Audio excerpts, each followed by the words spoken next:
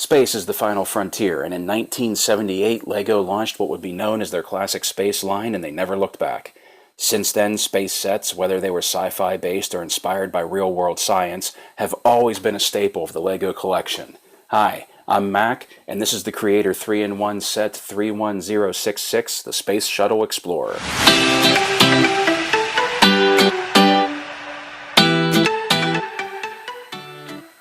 The newest and currently only representative in the LEGO space race is the Space Shuttle Explorer. NASA may have brought the axe down on the Space Shuttle program, but LEGO knows a cool design when they see it. No booster rockets, no fuel pod, this thing is just all shuttle. It doesn't even have landing struts. It just goes up, and up, flying from Earth to the Moon and beyond.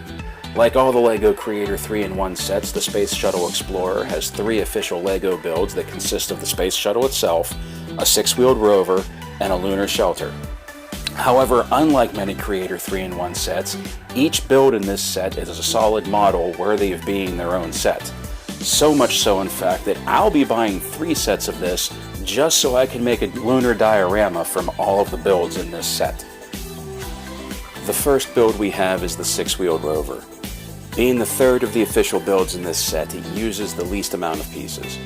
Many times with the third build over Creator 3-in-1, you get the impression that they threw it together just to say, hey, we made 3 builds. But not this time, though.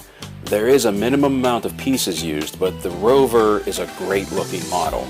It has a flip-up canopy here, something that the primary build does not have, by the way. And if you look in there, there is plenty of room in there for your minifig pilot. He doesn't have a steering wheel, though. He just has a control panel. Let me see if you can get a look in there. Yeah, he has that control panel, and that is a printed piece, by the way. Creator 3-in-1s typically don't use stickers. They use printed pieces, and they use the color of the bricks to get the designs that they want. At the back of the rover, we have these 2 deployable armatures. We have this lifting arm that deploys the solar panels to help power the vehicle, and we have this outrigger arm that comes out and goes down that you can imagine it's either taking soil samples or it's monitoring seismic activity or whatever else you would want it to be doing on the Moon or Mars or wherever this is taking place. Now, the body of the rover is something that I want to talk about because that is what really makes it seem like this was its own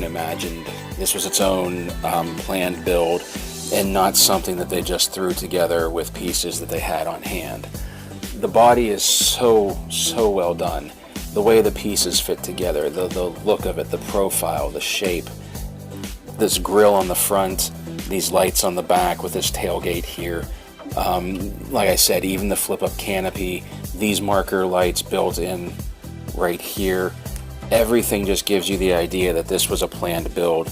And actually, with just minor modifications, this rover could be a build in its own right. It could be its own model set. The pilot's canopy, even though there is this little space right here where the windshield doesn't meet up with the rest of the bricks, being a flip-down canopy, if you look at the front where most of the action is taking place, where most people are going to be concentrating their attention, it seals so well, and a lot of primary builds don't even seal that well, and it's just done very, very well. Around the base of the rover here, you have multicolored pieces. You have these blue, you have these yellow, when really that should all be black, or at least all be blue to match up with the blue striping that they gave it around the upper deck here. But truthfully, these colored pieces, I don't mind that. That can be forgiven.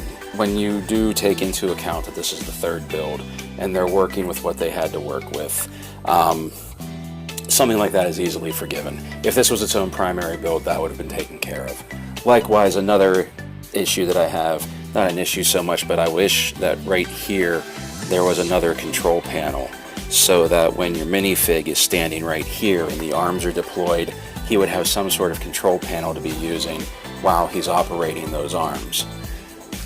And the third issue I have with it, once again, chalk it up to they were working with what they had to work with. I think this would look ride and just be such a better model if there were rubber tires stretched around these rims. Now these rims do make up the booster rockets of the shuttle, which is the primary build, but I just feel like if there was somehow some sort of tire, some black rubber stretched around these, it would give the rover a much more completed look.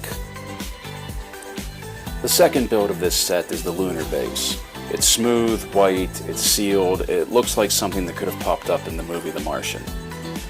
The back corner here, though, is wide open. As a matter of fact, this whole back section right in here just looks really ugly. But just like with the lunar rover, you have to realize that they were working with what they had. But this back corner here is wide open, and I don't have a problem with that, because the classic space sets that I had referenced at the beginning of this video, they would have entire sections of bases that were wide open. Sometimes there were no walls, and you just had to imagine that there were solid walls surrounding it and they were open for play, and that's really why this is open, so you can just get some minifigs tucked in there.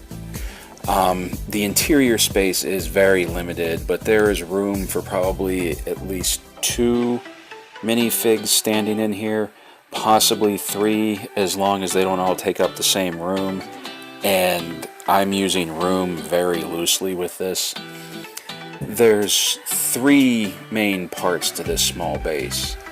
There's this front area right here that is meant to be the airlock. You see this flips up, and they can gain access through this small area right here. Then there's this back common room that I had been showing you that's... let me see if I can get the light down in there a little bit better. It's hard with a black base, but you see what I mean. You can get maybe 2 in there. But then there's this extended area right here, this extension. And by lifting these curved panels, you can gain access to inside the main structure. And there's some nice room in there for posing figs and playing. These, I think, are supposed to be some sort of cans, some drinks. On the box art, it shows the astronaut actually holding one of these. But you have some room for posing and some room for play in there. And this is my only real complaint of this build. There's not much to do inside. Like the old space lunar bases that Lego used to make, there was much more detail inside. There were control panels, there were monitors, there were things for the minifigs to do, there were play features. In this, there's not even a place to put a bed. Even if you wanted to do some custom building, there's not a whole lot of room on the inside. Now, like I said with the rover, I completely understand that they were working with the pieces they had to work with, and this is the best they could come up with. The interior is a little sparse. The back side, as I showed you, is a little ugly, but for the most part, the exterior, where most people are going to see this, especially if you just put it on a shelf as part of a diorama, it's really good. You have minor issue here that these rounded pieces on the airlock don't quite connect, but that's very common with Lego. As builders, you just accept that sometimes things like that aren't going to seal up as good as they could. I like the use of the wing piece from the shuttle here for the base. These parking lights along the side, or landing lights, whatever you want to call them, along with this wrench on this arm right here, this kind of gives me the impression that almost that this base was meant to be used with the rover, because the rover could just pull up and then you use the wrench to do some repairs to it, maybe do some adjustments to the equipment. Here's that same panel piece, that same printed piece right there, that's used as the control panel for the repair arm. And much like the rover, it has solar panels to power the whole place. It's a small, compact build, and like I said, from the exterior, it's very nice. Also, all of my minor complaints about it are the result of this is not a primary build. If this was a primary build, everything I said would have been taken care of. This is the second build of a 3-in-1 set, and even though it's the second build and it uses more pieces, I have to admit I feel like this is the weakest of the 3 builds. I think the Rover, the third build that I just showed you, is actually a much stronger build than this. But this is a nice set, this is a nice piece, and it would make a great centerpiece for a space diorama set to be used as the base, especially if you're just going to keep it closed up and have it looking basically like this, maybe with somebody standing here operating the arm. But there's not much in there, and the back looks horrible, but this right there as is a very nice piece. Now we come to the Space Shuttle Explorer, the main build that this set derives its name from. Obviously, the design is based on NASA's decommissioned Space Shuttle project. The model could also be seen as an upgrade to the utility shuttle set that LEGO issued in 2015. Larger and more true to life than the utility shuttle, the Space Shuttle Explorer has a very sturdy build. Even when gripping by its bay doors here for flying it around, you never feel like they're going to fall apart or crush in your hands. It's a very sturdy build. Now the bay doors, when opened, reveal that same swing arm that has been used in previous builds, and this time its purpose is to deploy a satellite.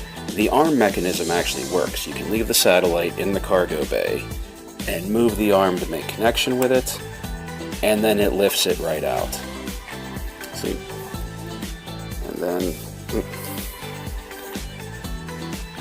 And then it deploys. There. There's even room here for the minifig's EVA suit, but we'll have more on that later. Now, inventive builders are going to think of other things to use this cargo bay for. As a matter of fact, this arm comes out very easily and gives you even more cargo space, so you can put custom containers, custom cargo, or even just line up passengers and put other minifigs in there as passengers for the flight. 2 issues with this shuttle.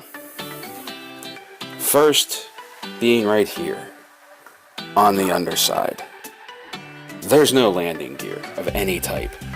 Every space set I had as a kid came with some kind of landing struts for the spaceship, and the absence of them from this shuttle was very glaring, especially when you went to land it or even display it.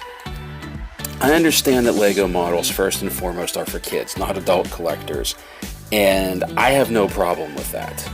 But even as a 10-year-old, I would have thought that the lack of landing gear on this was pretty weird. Now granted, most builders and collectors and kids will have an assortment of other blocks to pull from that people will be able to fabricate their own landing struts one way or another, but the exclusion of them by LEGO just seems like a miss. The other issue I have is with the cockpit. Now remember when I said that the primary build did not have a swing open cockpit like the Rover? Well, it's not. It's just, you just pull it off. There's plenty of room in there for your minifig to sit. There's plenty of room to put them in. There's plenty of room to get your hands in. And once again, let me get this up here.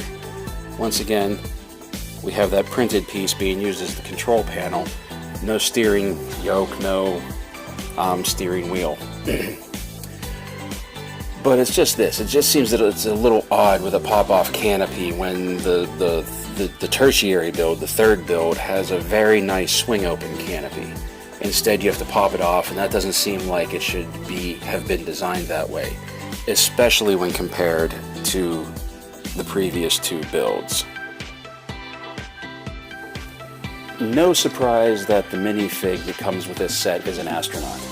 Having a sleeker design than the 2015 astronauts that came with the utility shuttle, this one is a bit of a throwback to the original white spacemen from the late 70s and early 80s.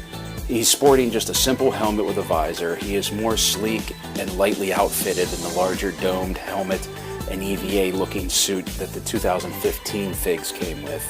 And while he doesn't have even an oxygen tank that the original Space Guys came with, he does have a brick-built EVA suit that looks just wonderful on him. A simple but effective build, the EVA pack not only looks good, but balances perfectly on the minifig so that when it's worn, it doesn't cause him to fall over on his back. The printing on this fig is very nice, and I love the space symbol on his suit. It's such a throwback to the original space symbol from the classic space sets. The printing carries over onto the back, and that's where you can really see that symbol and see the similarities between this and the classic space one. The figure does have two faces. His primary one is a slightly cocky look, the look of someone in control who is confident, who can pilot a shuttle, and he knows what he's doing. And the other one is decidedly not. The look of a man who has seen things, who has seen chaos about to ensue, and he is powerless to stop it. Despite my minor, some might say nitpicky issues with this set, I really do love it, and I couldn't be happier I have it. The classic space sets played a huge part in my love for all things LEGO when I was a kid, and to have this in my collection, a continuation of that legacy, I honestly couldn't be happier. If you love the classic space line as much as I did, then you definitely need to check this one out. You need to get this, and you need to add this into your collection. Hey guys, thanks for watching. I genuinely do appreciate it. Please hit the like button, hit subscribe. If you have any other LEGO fans you know of, share this around on social media. It'll help the channel grow immensely. By the way, if you have anything to say about this, like if you have this set and you want to talk about it, leave me a comment. If you had any of the classic LEGO space sets like I did and you just want to talk about those, or tell me what your favorite set was, go ahead, leave a comment down there, we can talk. Also, check me out on Instagram @BrickandTire. I've started uploading short videos to IGTV as well, so there's some there, some here. Also, if you look down in the description, that's where I'm putting like the cost of the set, the number of pieces in the set, and the price to part ratio, so check that out too. Thank you guys again for watching, and I'll be back soon.